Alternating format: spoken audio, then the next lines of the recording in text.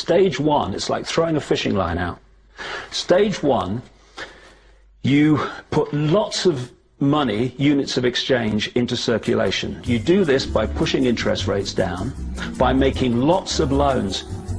This is the part of the cycle we call a boom. Because there's lots of units of exchange in circulation, there's lots of money changing hands. That generates lots of economic activity. That generates jobs. And as more and more money is spent, there's more demand, so companies take out more loans of fresh air money to increase their production. People get confident in their everyday lives. Hey, you know, I work for this company, they've got lots of orders, it's really going great, my job's safe, I tell you what, we can have a bigger house. Then they start to change it. What they do is they pull the fishing line in. They push interest rates up.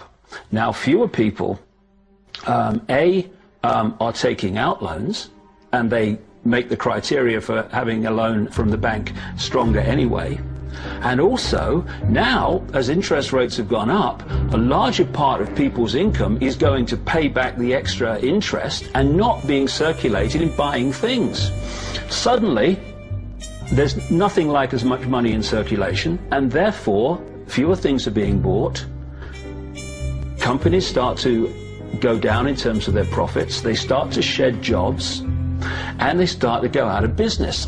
People lose their jobs, they can't pay the mortgage anymore of the big house they took out in the good times.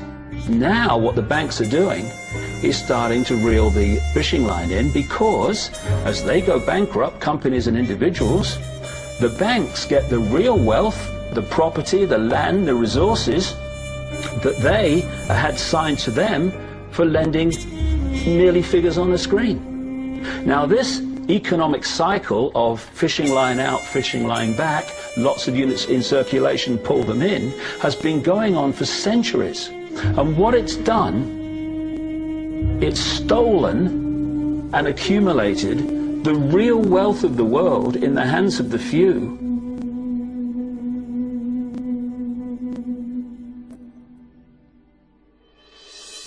At the international level, central bankers use the World Bank and the International Monetary Fund to make more money while exploiting the resources of countries they lend to, bankrupting them in the process.